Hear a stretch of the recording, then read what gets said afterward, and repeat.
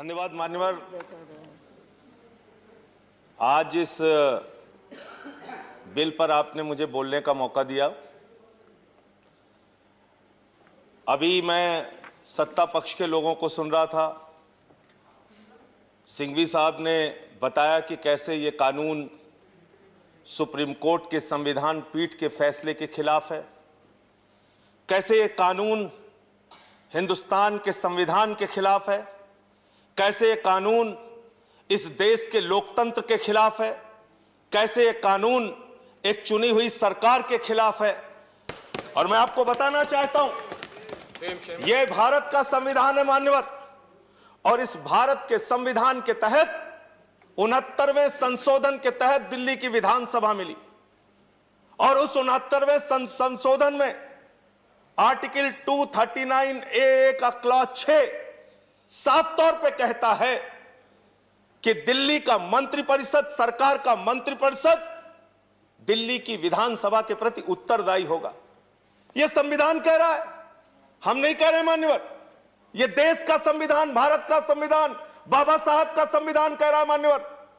और आपने उस संविधान में संशोधन कर दिया बगैर किसी कॉन्स्टिट्यूशनल अमेंडमेंट बिल के। आप एक गैर कानूनी, गैर संवैधानिक बिल लाकर आप इस देश के संविधान को तार तार कर रहे हैं। आप भारत की आत्मा को तार तार कर रहे हैं मान्यवर। दिल्ली के 2 करोड़ लोगों ने एक सरकार को चुना। मैं आपके माध्यम से इस सरकार से पूछना चाहता हूं, हमारा अपराध क्या है? आज आप बताइए। हमारे जुल्म की, किस जुल्म की, आप किस अपराध की सजा हमें दे रहे हैं? आज बताइए इस सभा में मान्यवर। मैं पूछना चाहता हूं बड़ी विनम्रता पूर्वक आपसे, जब केजरीवाल जी मुख्यमंत्री बने, स्कूलों में जाते थे, मकड़ी के जाले लगे होते थे। आज उन स्कूलों के अंदर एयर कंडीशन कमरे दिल्ली के बच्चों के लिए बनाया। क्या यह हमारा अपराध है मान्यवर?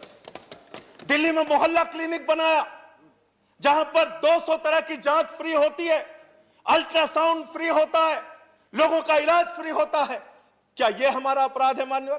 केजरीवाल सरकार ने महिलाओं के लिए बस की यात्रा फ्री की, बुजुर्गों की पेंशन 2 गुना की, विधवाओं की पेंशन 2 गुना की, दिव्यांगों की पेंशन 2 गुना की, गेस्ट टीचर की तनख्वाह 2 गुना की। क्या यह हमारा अपराध है मान्यवर? हमारा अपराध क्या है? हिंदुस्तान की पहली सरकार जिसने 200 यूनिट बिजली फ्री देने का काम किया, वो सरकार है केजरीवाल सरकार। आज उस सरकार को आप इस अपराध की सजा दे रहे हैं कि हमने जनता के हित में काम किया। आज दिल्ली के सरकार की तारीफ संयुक्त राष्ट्र महासंघ के पूर्व महासचिव कोफी अन्नान जी ने की। दिल्ली के शिक्षा मॉडल की तारीफ, दिल्ली के मॉडल की तारीफ अमेरिका के न्यूयॉर्क टाइम्स में हुई मान्यवर। लोग पहले कहते थे अमेरिका से सीखो, अमेरिका से सीखो।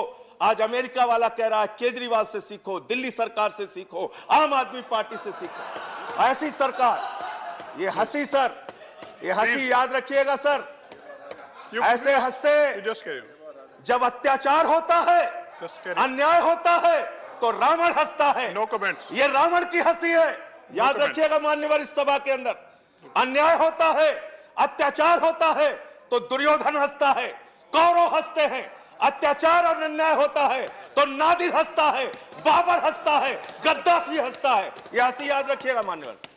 यह आज एक लोकतांत्रिक ढंग से चुनी हुई सरकार, जिसको 2 बार 67 सीट, 62 सीट मिली, 90% से ज्यादा एक पार्टी को सीट मिलती है, आप उसकी सरकार को खत्म कर रहे हैं।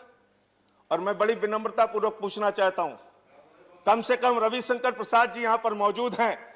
पूरी की पूरी भारतीय जनता पार्टी दिल्ली के पूर्ण राज्य की वकालत 2098 के घोषणा पत्र में, 2003 के घोषणा पत्र में, 2008 के घोषणा पत्र में, 2013 के घोषणा पत्र में, 2015 के घोषणा पत्र में आपने हमेशा दिल्ली को पूर्ण राज्य बनाने की वकालत की। लेकिन क्योंकि 98 से लेकर आज तक 23 साल से आप चुनाव हार रहे हैं, और दिल्ली में केजरीवाल से 2 बार आप चुनाव हार गए, इसके कारण से आप एक चुनी हुई सरकार को खत्म करना चाहते हैं, उस सरकार को समाप्त करना चाहते हैं। अभी हमारे भूपेंद्र यादव जी बड़े समझदार व्यक्ति हैं, कह रहे थे राष्ट्रपति सर्वोपरि बताया गया, राज्यपाल सर्वोपरि बताया गया, उपराज्यपाल सर्वोपरि क्यों नहीं बताया जाएगा? तो आज इस सदन में तय कीजिए कि मोदी सरकार मतलब कुछ नहीं, प्रधानमंत्री मतलब कुछ नहीं, गृह मंत्री मतलब कुछ नहीं, जो कुछ होंगे देश के महामहिम राष्ट्रपति होंगे। तय कीजिए इस सरकार के इस सदन के अंदर माननीय बिल पास कीजिए बिल कि राष्ट्रपति देश को चलाएंगे। आज बताइए, दिल्ली में आप फ्री बिजली की योजना बंद करेंगे, लोग किसके पास जाएंगे? एलजी के पास कि मुख्यमंत्री के पास? लोगों ने वोट किसको दिया? दिल्ली की सरकार को कि एलजी को? आपने लिख दिया गवर्नमेंट मींस एलजी, सरकार मींस एलजी। देश के सुप्रीम कोर्ट के संविधान पीठ ने, जिससे बड़ी कोई अदालत नहीं हो सकती, उस अदालत ने कहा, मान्यवर साफ तौर पे कहा, 3 विषयों को छोड़कर बाकी सारे के सारे विषय दिल्ली के एक चुनी हुई सरकार के पास होंगे। आप देश के सुप्रीम कोर्ट के संविधान पीठ को नहीं मानते, आप भारत के संविधान को नहीं मानते, आप लोकतंत्र को नहीं मानते, आप एक चुनी हुई सरकार का आज गला घोट रहे हैं। लेकिन याद रखिएगा, ये लोकतंत्र है, यहां जनता मालिक होती है। जनता जब चाहे जिसको अर्श पे पहुंचा दे, जनता जब चाहे जिसको फर्श पे पहुंचा दे।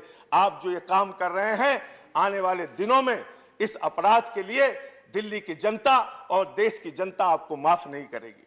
आज मैं सिर्फ इतना कहना चाहता हूं मान्यवर, दिल्ली के अंदर केजरीवाल सरकार को क्यों बर्खास्त करने की, ये बर्खास्त मैं मानता हूं, चुनाव का कोई मतलब नहीं रह गया, सरकार को आपने खत्म कर दिया। आज क्यों किया गया ये?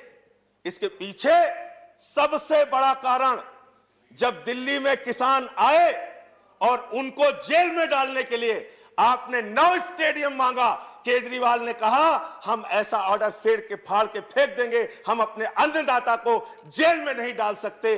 उस अधिकार को छीनने के लिए आप ये बिल लेकर आए हैं। 200 यूनिट बिजली फ्री की योजना छीनने के लिए आप ये बिल लेके आए हैं। मान्यवर आज बोलने दीजिए हमें, ये लोग बहुत बोल चुके हैं, तो बिल सरकार ही खत्म कर। आपको मौका मिलता मान्यवर दिल्ली में फ्री बिजली की योजना को खत्म करने के लिए, फ्री शिक्षा की योजना को खत्म करने के लिए, फ्री पानी की योजना को खत्म करने के लिए, मोहल्ला क्लिनिक की योजना को खत्म करने के लिए, दिल्ली की जनता के अधिकारों को छीनने के लिए ये गैर संवैधानिक, गैर लोकतांत्रिक बिल लाया गया है और इसका हम विरोध करते हैं। ये बिल रद्द होना चाहिए, वापस होना चाहिए। ये संविधान और लोकतंत्र के विरुद्ध है। और अगर आपके अंदर जरा सी भी आज वोट, आप जरूर बहुमत के आधार पर फैसला कर सकते हैं, धन्यवाद संजय सिंह जी। लेकिन कभी कभी आत्मा की आवाज पे भी फैसला लेना चाहिए। इधर बैठे हो या उधर बैठे हो, आत्मा की आवाज पर अगर पूछोगे, यहाँ बैठे हुए सारे लोग, धन्यवाद, एक भी मान्यवर सदस्य समाप्त कीजिए, अगर इनका लाई डिटेक्टर टेस्ट कराओगे ना तो ये बोलेंगे दिल से कि ये बिल गलत है। धन्यवाद संजय सिंह जी, गलत है। श्री